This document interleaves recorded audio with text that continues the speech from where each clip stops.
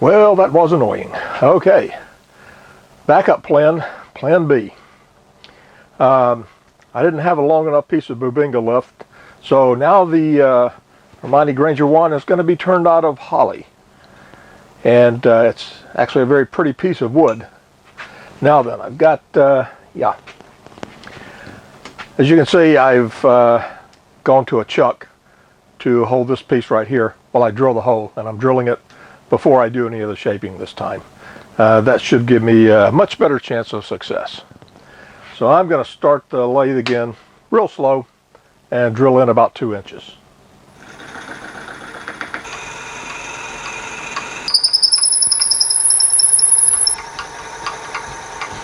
I'm right about 2.5. That's good enough.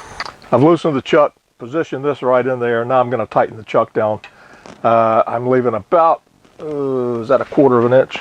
And now I'm going to tighten down the chuck here.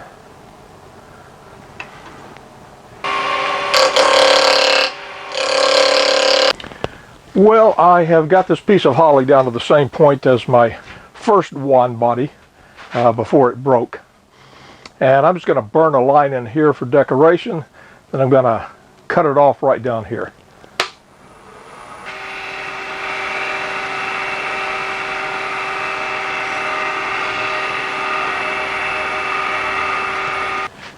And so now I'm going to part this off right inside there, and I'll finish it off on a sander, or maybe even with just hand sanding it. And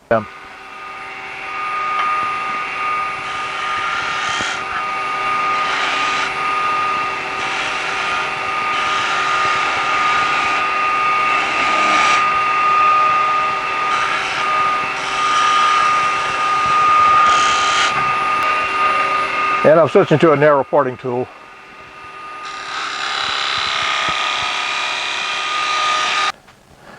All right, I've removed this from the lathe. I finished it off down here with hand sanding.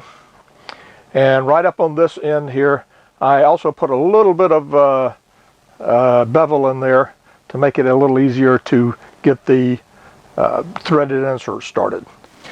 Now for the rest of the magic wand, which is the handle, and the handle of course is going to fit onto the wand body itself, and I'll be putting about a 5 inch, maybe a 3/4 inch hole to fit over this tenon right here.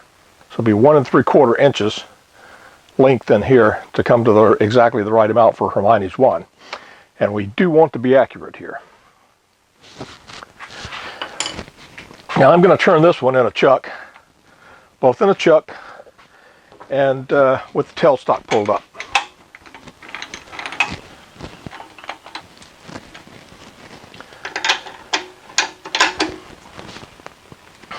All right, nice and tight.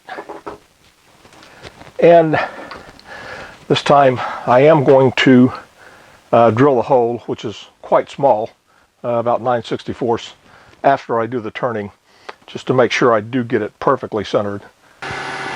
Okay, I'm at about 2,000 RPM. That's good.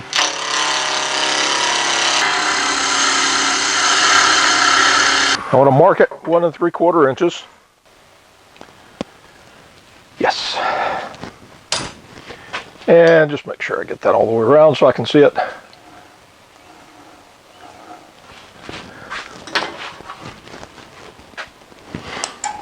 And now this is just going to be a very simple shape. I'm not going to do too much fancy work on it at all. A little bead down here that's going to match the one at the top of the body right here.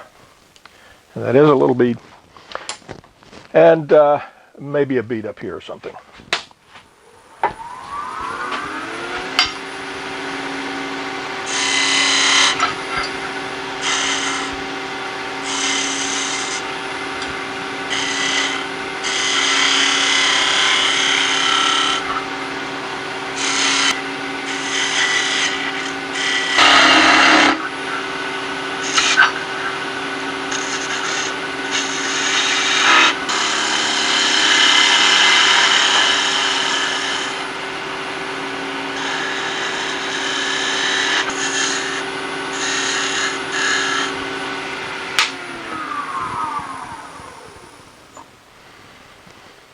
All right, that looks good. The drill bit I'm going to use, this is a number 8 by 32 screw.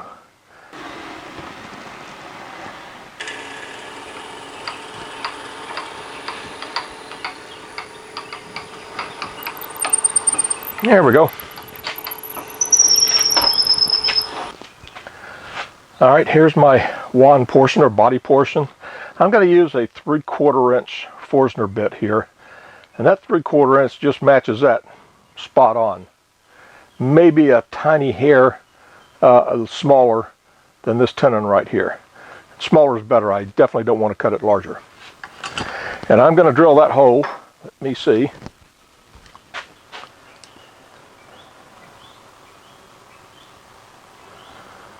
At least a 1/4 inch deep, so I'm probably going to go about 3/8.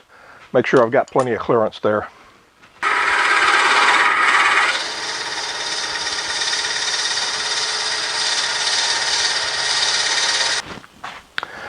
Let's see how this fits. It's a little loose, not good, but it is going to screw into it, so I'm not too worried about that. As I say, it's going to have a screw here. It's going to be screwing into here. So that's going to hold it tight. So there's only a tiny bit of wiggle there. I would have preferred it to be a snugger fit, but hey. Now one last touch of decoration I want to do is I want to burn a line right there and darken those, burn those in right there. Just for decoration, that's all. And for this, I'm going to go up to, a couple of thousand.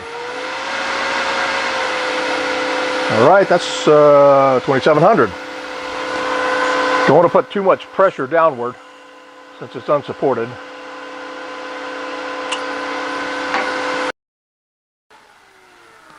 Okay, we got a minor problem. But that will still fit nicely, so so I am going to leave it just like that. It actually looks okay there. I lost a little bit of length, but I'll make it up down on this end. So I'm going to stop there, sand it. I'll be back and part it off. Sanding is all done. I sanded it down to 1,000 grit because I'm going to put a varnish finish on it. And just take it off right down there with an arrow edge parting tool.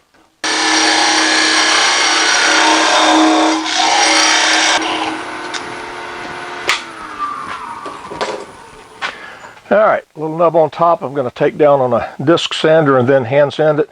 And then I'll be ready to do the hardware.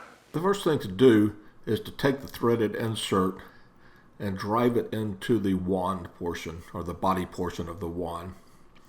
And then I'll be using this 8 by 32 machine screw to drive it in with. I'll also be using that to mount the handle to it. So, since I'm going to be using this to drive the thread insert in, I'm going to lubricate the threads of the screw so that when I back it out, I won't take the threaded insert with it, just the screw. Now, one thing you want to be careful with on these threaded inserts, it's very small, and although it has a slot for a screwdriver, don't even bother trying to use it. They'll just break off, and then you're stuck. So that's why I'm going to use this machine screw to drive it in. So I'm going to screw the screw all the way down into the threaded insert, and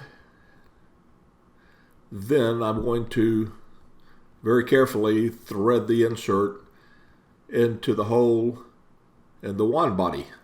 Now, it's easy to get this thing started crooked, so you really have to be careful with it.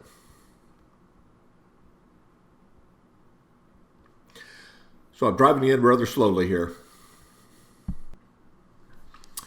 Okay. You want to make sure and get the very top of the insert below the level of the wood there.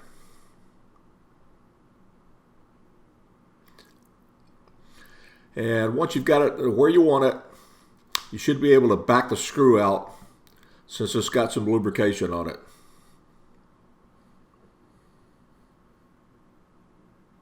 What I'm going to do now is just put a little thin CA glue right around that threaded insert.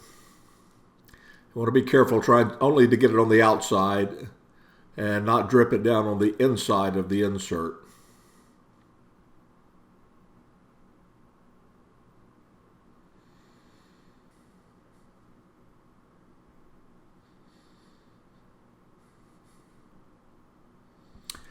Well, the next step is to take the screw, this is the 832 screw, and very carefully drive it down inside the hole in the handle of the wand. Now what I'm going to do here is just put a little bevel on the very top of that hole. Still on the screw. Aha! There's a good reason for this. I'm going to be driving this machine screw into the head of the handle. Just like this. Now it's also easy to get this started crooked, probably even more easy than the threaded insert. So I'm going to proceed carefully here.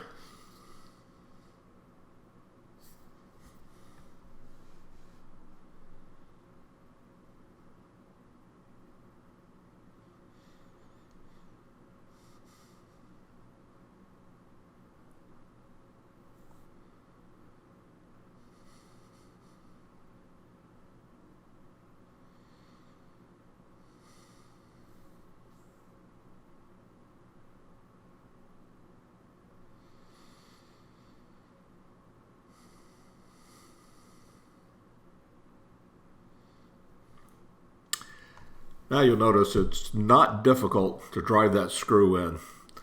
The hole it's going into is just the right size, so it's going to fit in there easily. I'm going to drive it down and leave maybe 1/4 or 3/8 of an inch protruding. And hopefully to secure that screw in place, I'm going to drip some thin CA glue right around the base of it.